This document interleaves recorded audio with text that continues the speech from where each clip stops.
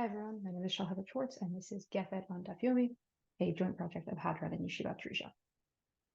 We have begun Bava Batra. So now we are in the first parak of Bava Batra, in the parak that deals with begins with Dinei Shchegim, right, the laws of neighbors, and expands from that to deal really with the laws of local community governance, and right of not only of neighbors but of the neighborhood.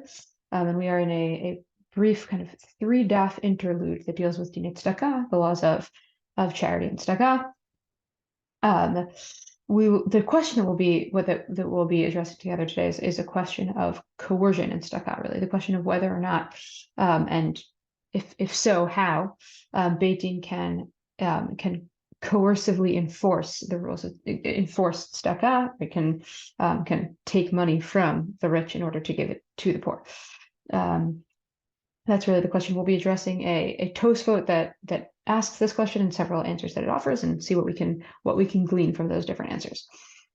But first, beginning on our daf Chet, we're going to start with a breita that takes us really into those questions. So, Tanu Rabbanit, קופה של הצדקה נגבית בשניים ומתחלקת בשלושה, נגבית בשניים שאין עושים צרות על הציבור פחות בשניים, ומתחלקת בשלושה כדיני ממונות. So the breita begins by bringing us the first kind of example of the charity pot, which is the kupat tzedakah. There are different kinds of pools of money that are meant to be distributed to the poor. So one is called the kupat tzedakah, that is collected, right? The breita says here that it's collected in you need 2 people to collect it, and you need 2 people, and is distributed in by a group of 3. So it's collected by a group of 2 because coercion or coercive enforcement, coercive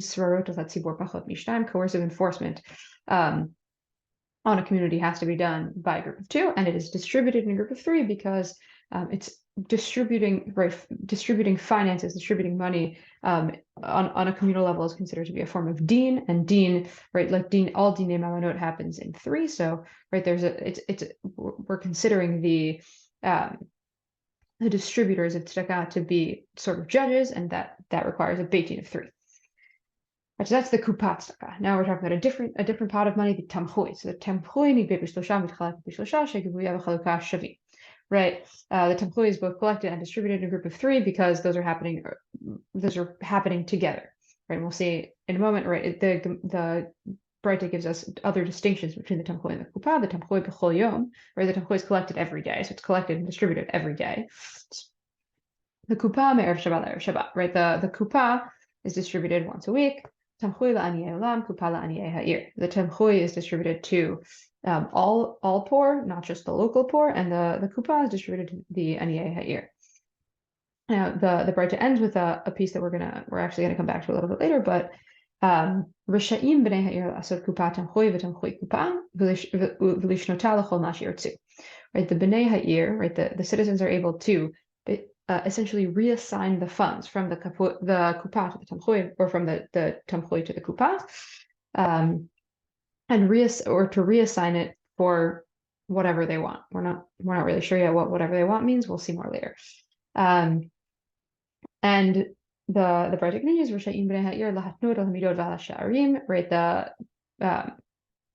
right, the officers of the citizenry of the city can also make legislation around weights and measures and around cost. Right, you can set price caps, al schar poalim, set a minimum wage, etc. So that's the breita that we are beginning with. The Gemara on that breita, right, asks, right, you need 2 people to collect the kupa because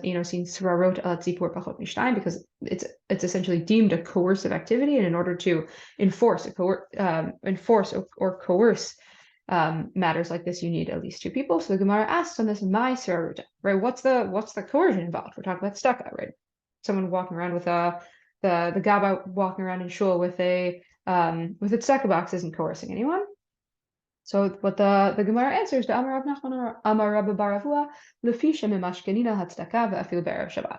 So actually, we do coercively enforce tzedakah, right? We mimashkenina al hatzedakah, meaning I am if I'm coming to collect tzedakah and you refuse to give it to me, I can come and confiscate your property. And even on Erev Shabbat, right? Even I can come into your house on Erev Shabbat and take your stuff in order to enforce your giving of tzedakah. Gemara asks, "Ini v'hakti ufakarti al kolo chatzav." Right, the Gemara quotes a pasuk, ufakarti. I will essentially punish all of their oppressors, referring to the oppressors of Israel. V'amar Rav Yitzchak bar Shmuel bar Marta mishmei derav v'afilu al gabay tzedakah. So who are these oppressors of Israel? Rav Yitzchak bar Shmuel bar Marta says in the name of Rav that refers that the set of people to whom that refers includes even the gabay tzedakah. Right, that it's a bad thing to oppress, that those who coercively collect tzedakah are considered oppressors of Israel. The Gemara responds, "Lo kasha hada amid hada lo amid." Depends on whether we're collecting tzedakah from rich people or from not so rich people. It's not such a big deal you're not an oppressor of Israel if you coercively enforce the collection of tzedakah from the rich. Kiha de Rabba Achve Rav Nathan Bar Ami V'Shakim Minei Arba Me'azuzei Tzedakah. Right, and the Gemara then brings us an example of Rava who forcibly collected from Rav Nathan Bar Ami. Presumably Rav Nathan Bar Ami was rich. An amount tzedakah amounting to 400 zuz, which is no small sum. It's as we know from Ketubah is Mea or Matayim. So this is, a significant, sizable chunk of money that Rava was coercively collecting from Rav Nathan Bar Ami. So what we see here is a picture of tzedakah of the collection of tzedakah that is essentially coercive. And the Gemara wonders about that, but doesn't seem to essentially have a problem with that, nor does it challenge the assumption that that's the way that tzedakah and the collection of tzedakah works. Tosfot, though, is going to struggle to understand this because, according to Tosfot, at least the assumption, according to the assumption behind the challenge that Tosfot is going to bring, tzedakah should be the kind of thing that beit is not allowed to enforce via coercion. So, right, how does Tosfot frame the question? Amar kol mitzvot aseh matan tzchara k'tuva b'tzidah in beit din shamatam muzharin alaha. Legabei tzedakah k'tiv kipat. So we know from a Gemara in Chulin that here's the principle. The principle is kol mitzvot aseh matan tzchara b'tzidah. Right, any mitzvot aseh whose reward is alongside it, or whose reward is written alongside it. We'll understand what that means. Ein beit din shamata musar. The beit din shamata, right? The beit din of human beings is not supposed to be right. Is not mushar aleha. Right? Is not commanded to enforce it or ought not to enforce it. So what does it mean? Mitzvah shematan tzchar b'tzidah. There are certain mitzvot in the Torah that, right? For example, Kibud Avim, I believe, is a paradigmatic example of this, where it says "L'ma'an yitavlach, l'ma'an yarichun yamecha." Right, that the reward for it is framed as Ketuvah b'tzidah is written right alongside it in the Pesukim in the Torah. When it commands you to do the thing, it also says, "And here is going to be your reward." And right, essentially, these tend to be the kinds of mitzvot that really are, in some sense, also are their own reward, right? That the reward that comes with it is sort of an obvious corollary or an obvious consequence of the mitzvah itself. So those mitzvot, according to us, what it seems like we are not supposed to coerce. The beit tzedakah, k'tiv kipatoch kiftach yadchalo, right? Tzedakah, we're commanded to say, right, to open our hands. Uktiv ki biglal hadavar hazeh yivarechecha, and right, because of it, right,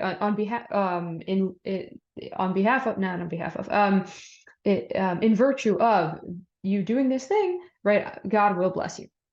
Right, matan tzchara k'tuva b'tzidah, right, we have the reward written right alongside it. So Tosfot's challenge is made up of essentially two components, right? There are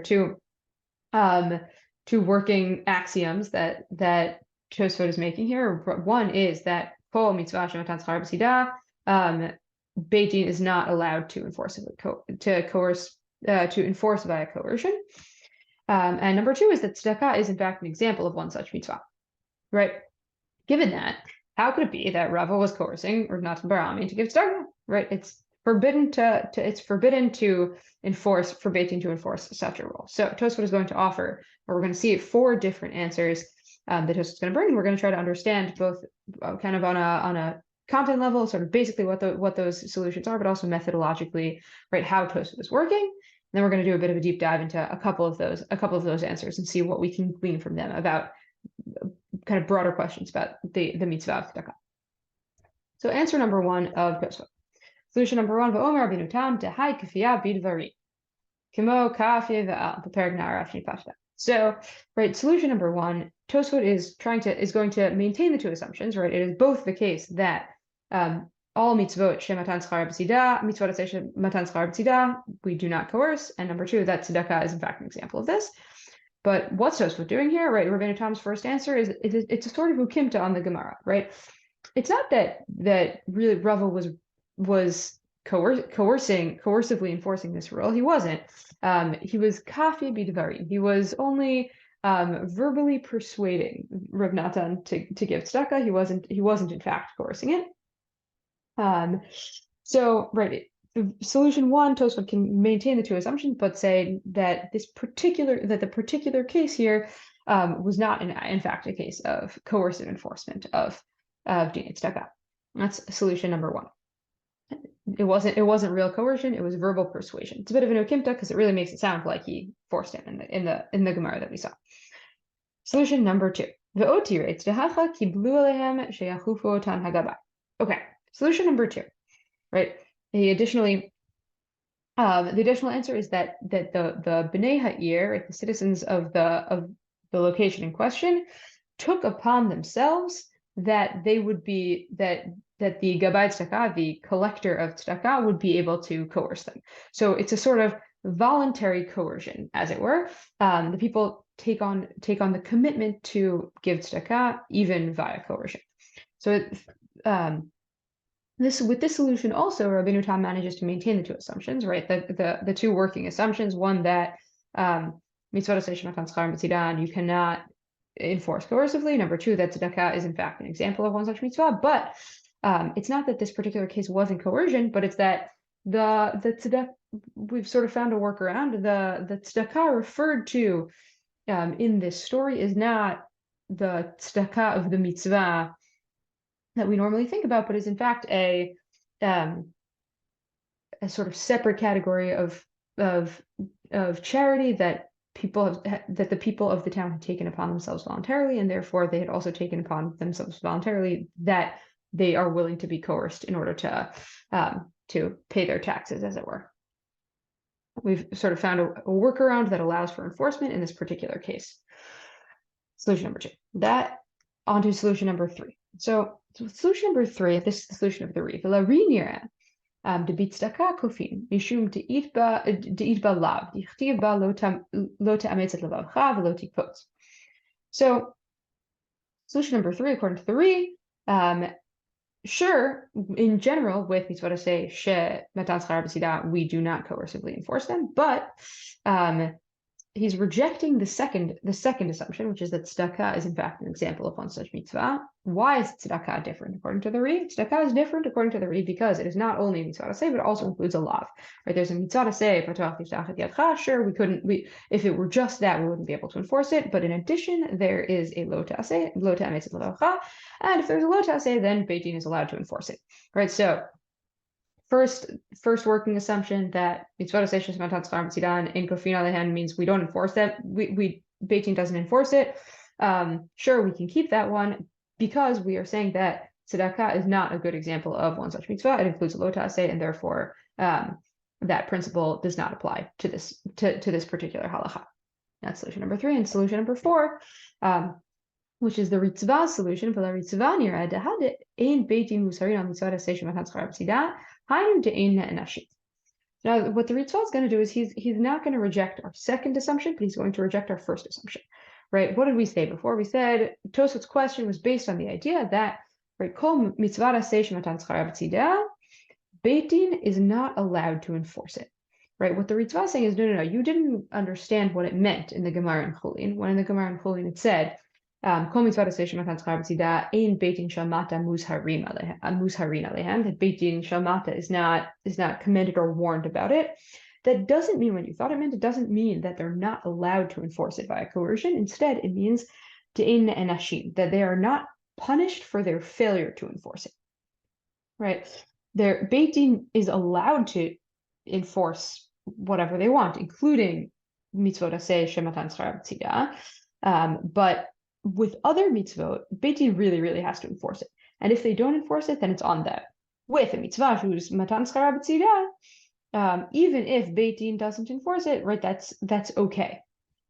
V'chein mashma, the Tosafot is going to continue. V'chein mashma b'Yerushalmi, demo cheret asvina. Right? There's a sugya in the Yerushalmi in Perushim cheret asvina v'haydachol basar. Right? Delo have a mokir avua v'kaftuhu v'amar lehu shavku. So referring to a case where someone is not properly being mechabed his father, right? And kibud avayim is the paradigmatic example of a mitzvah who's matan schar b'tzidah, and beit din was enforcing it, and the amar lehu shavku, and they said to him, leave him. So we understood leave him as, oh no, beit din's not allowed to enforce that. But achi pirusho einchem muzharin lahachricho ad she'aseh kishar mitzvot aseh. Right? What the Ritzvah is saying that means is not that you have to leave him, but that you can leave him. Right? You don't have to enforce it the way that you have to enforce other mitzvot aseh. Right? If beit din tells someone to make a sukkah or a lulav, and they're enforcing it, they can coerce, use corporal punishment. But with the kind of mitzvah who's matan schar b'tzidah, about that we let beit din off the hook if beit din doesn't want to enforce it. So just to review, right, what the Ritzvah has done here, right, sure, tzedakah is a perfectly fine example of a mitzvah matan schar b'tzidah, but we don't have a problem with beit din's enforcement of it, because actually what beit din is not forbidden to enforce such mitzvot aseh, but only does not have to and is not punished for its failure to do so. So to kind of take a step back and look at these four different solutions that Tosafot offers, right, and both technically, right, what does Tosafot respond in each of these cases, right, what are each of these answers that it's offering, and as well as that sort of methodologically, how does it work? So solution one, Rabbanit Tam saying, actually, this isn't coercion. What happened in this story was only verbal persuasion, so that we're accepting both of the working assumptions behind the challenge, right? That we're not allowed to enforce such mitzvot, and that tzedakah is a good example of those mitzvot. But we are also sort of rejecting the idea that the case at hand is connected to the larger question of coercion, right? The case that we're talking about just isn't a case of enforcing or via coercion tzedakah. That's solution one. Solution number two, right, we're adding to the story, actually, there was a voluntary acceptance of future coercion by the community, right, assuming that it's possible to make such an arrangement. So here too, Rabbanit Tam we can accept both of the assumptions behind the challenge, but the case at hand, we're not talking about tzedakah here, right? We're talking about tzedakah, but we're not talking about the kind of tzedakah about which coercion is not allowed. We're talking about a different framework for tzedakah, and in this framework, the kiblu alai framework, coercion is allowed. Solution number three, right, explains that tzedakah, because tzedakah includes a negative commandment, the principle from Chulin doesn't apply to it. It's not considered a mitzvah for these purposes. So we solve our problem by rejecting the second assumption behind the challenge. And solution number four, right, explains that sure, the principle from Chulin is relevant to the bnei tzedakah, but it doesn't forbid coercion. It just posits that beit din is not punished for failing to coerce. And what solution four is doing, solution of the Ritzvah, is not rejecting the second assumption, but is rejecting the first assumption.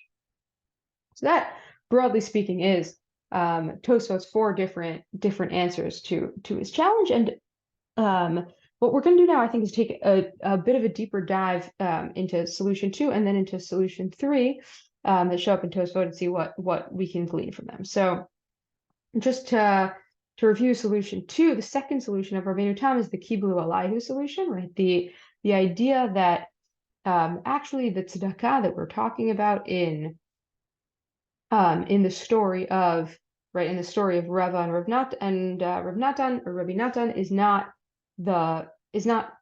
simply the tzedakah that we are commanded about in the Torah, but there's this kind of additional layer of communal acceptance, and communal acceptance even of the possibility of coercion.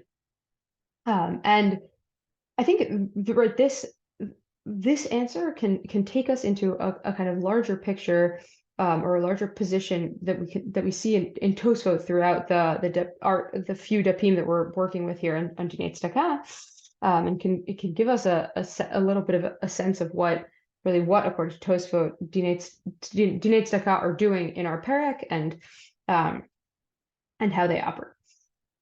In order to sort of we're going to take a window into this through another route, through a different position of Ba'alei Tosfot on our daf, actually, that relates to one of the other questions that came up in our Breta that we're going to see is going to be actually connected to the position of Rabbeinu Tam here. That too is going to be the position of Rabbeinu Tam. So let's just sort of jump to that other question. On our daf, on daf chet, we saw in our Breta that what did we say about the Bnei Ha'ir? We said Risha'in Bnei Ha'ir la'asod kupa tamchoi v'tamchoi kupa, right? The Bnei Ha'ir are able to, or are permitted to, reassign the charity funds from one kupat tzedakah to the other kupat tzedakah, and v'lishnota l'chol ma sheyirtzu, right? To reassign it for any purposes they want. So now there's a question of what does that mean, any purposes they want? And there's actually a machloket between Tosfot and the Rimi Gash as to whether or not any purposes they want must mean tzorchei ha'aniyim, right? Whether the charity money must be given to the poor or not. So the Rimi Gash, right, and very reasonably thinks that kol ma sheyirtzu only includes reassigning money to the poor in other ways. So what does the Rimi Gash say? Right? Only from one kupat tzedakah to the other, because all of it is for the needs of the aniyim.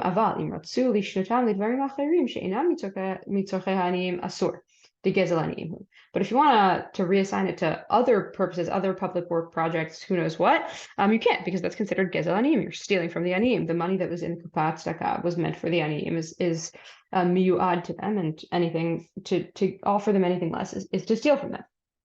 Tosfot, on the other hand, disagrees. The position of Rabbeinu Tam, near Yael, Rabbeinu Tam, right? We can reassign it even to a davar harashut, even to something that, right, not obviously tzedakah. Right,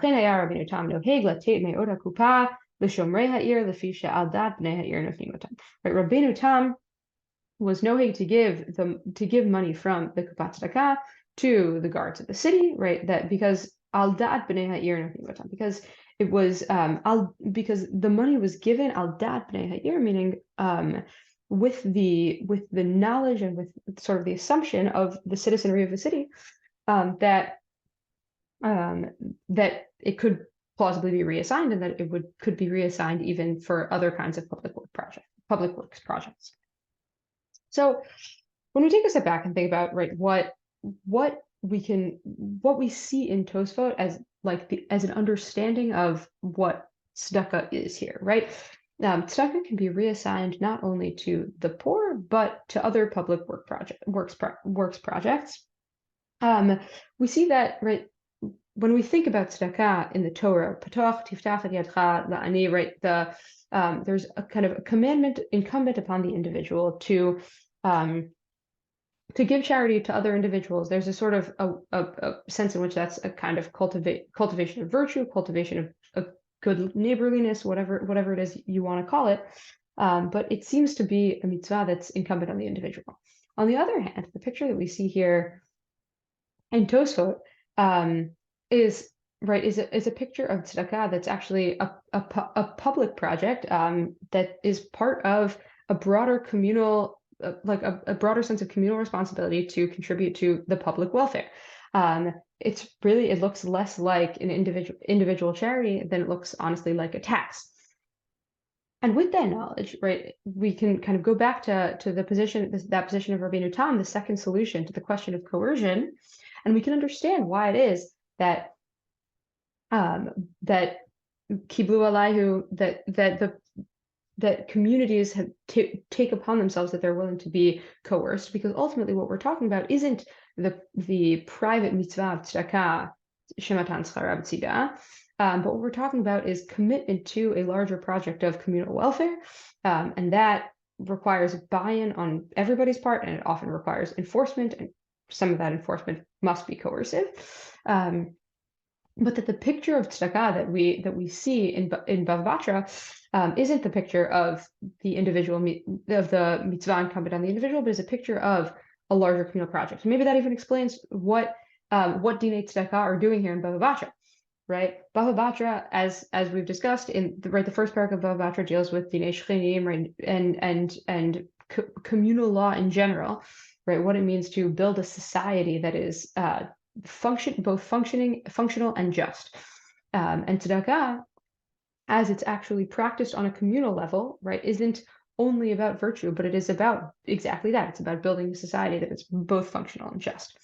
So, right, Tosafot here, Tosafot on Lishnotah L'chol Shiur 2 on the reassignment of communal funds, Rabbeinu Tam's position that actually any public works project is a legitimate use of those public funds, even the ones that were intended for tzedakah, right, fits in very nicely with Tosafot, with Rabbeinu Tam's earlier position, that the possibility to coerce tzedakah funds actually emerges from a communal kiblu alayhu, a communal taking upon themselves, that tzedakah is part of a public project, a public tax, if it were.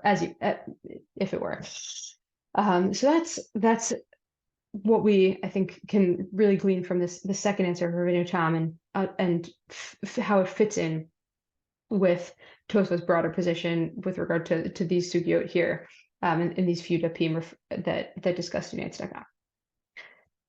Last thing we'll do is go a little bit into other variations on the theme of the third answer that we saw in Tosafot. So just as a reminder, the third answer was of Tosafot's two assumptions, to reject the second assumption, to reject the assumption that tzedakah is in fact an example of a mitzvah shematan schara b'tzida.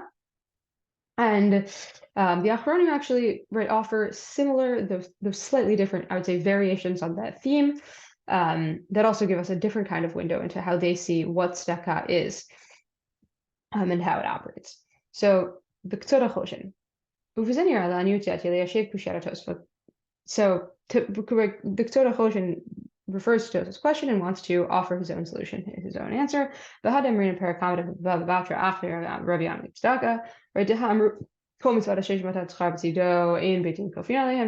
that's that, right, gives us again Tosafot's question.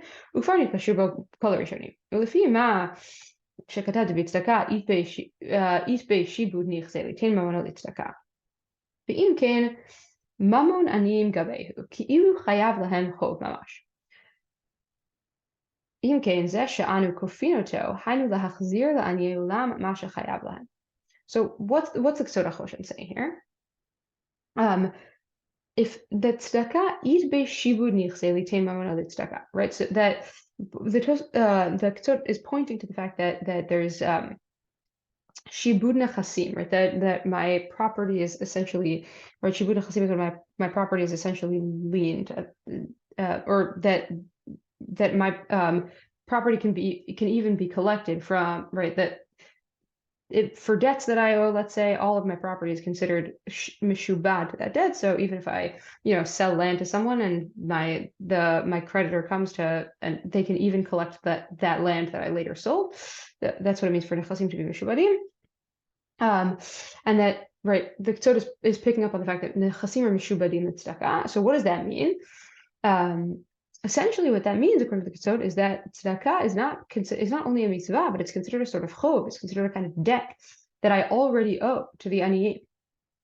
And that functionally, what's happening is not that I'm, voluntarily giving of my own goodwill or of my desire to fulfill a mitzvah, my money to the poor, but that I am paying back a chov that I already owe, and that fundamentally, basically, before I give that money, I'm essentially holding on to the money that belongs to the aniyim. If that's the case, so continues Imkain.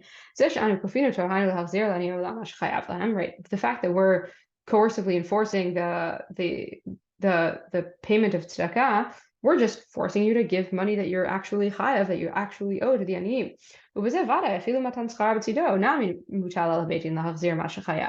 Right? Forget sure, it's a mitzvah shematan schar b'tzidah, but that doesn't take away the right or the obligation of the beit din even to make sure that money gets to its rightful owner.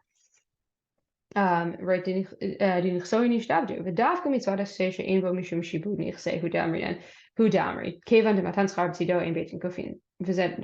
So, right, it is only for those mitzvot where your nechasim are not already mishubadim, or I don't already owe the money to the other person. Okay, those kinds of mitzvot, if matan schar b'tzido, then beit din can't force someone to pay.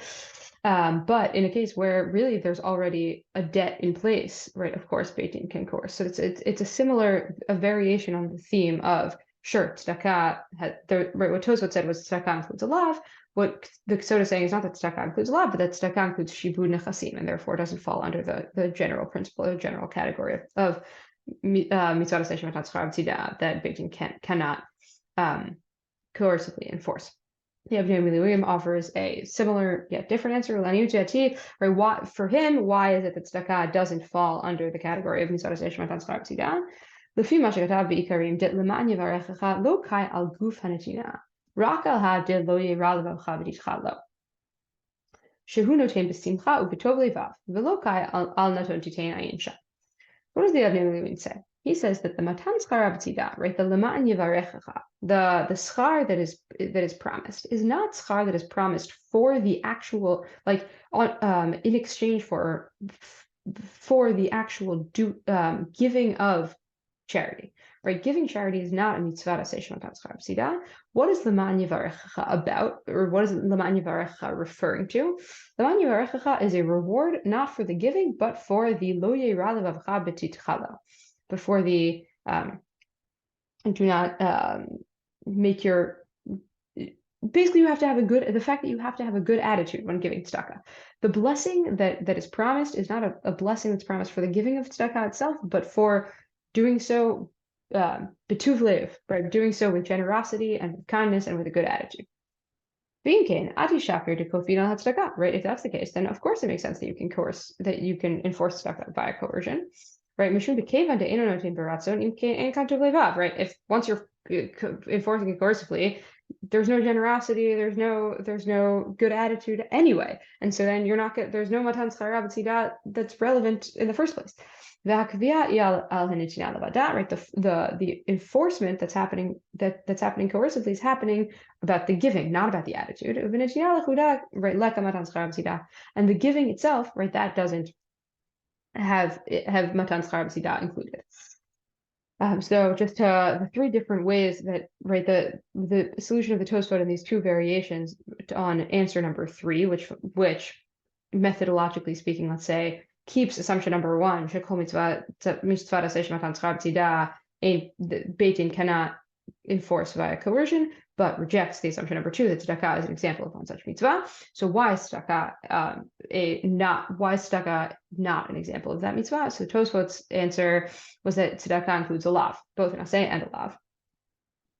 Tzot's answer is that tzedakah isn't actually a mitzvah to give; it's a mitzvah to return a debt, and what the beit din is doing is only enforcing that money be returned to its rightful owner. And the Abnei William argues that actually something of the opposite, that the reward being offered in is a reward not for the giving itself, but a reward for doing so with great generosity and graciousness and with a smile on your face. And that, of course, beit din not only isn't allowed to enforce, but really practically would have no way to enforce. So just to to review, to go back, what we did together today was we saw a Gemara on our daf chet about different kinds of tzedakah and the ways that the local government can reassign it and can enforce the giving of tzedakah. We saw a kushia that Tosafot brought from the idea that tzedakah seems to be a mitzvah on Shalhevet Schwartz. We saw 4 different solutions, unpacked how they worked kind of technically and methodologically, and then took a deeper dive into both the Tosafot's second solution and saw how Tosafot and Rabbanit are building a picture of tzedakah as part of a larger apparatus of public works and of a public welfare. And we took a deeper dive into the third and saw different variations of what are the different ways that we can see tzedakah differently from how we saw it before. See tzedakah either as returning a debt or as a mitzvah that's kind of intimately tied up with the attitude that comes along with it, and therefore to understand why it might not fit in under the general category of mitzvah on Shalhevet Schwartz. So thank you so much, and looking forward to seeing you next week.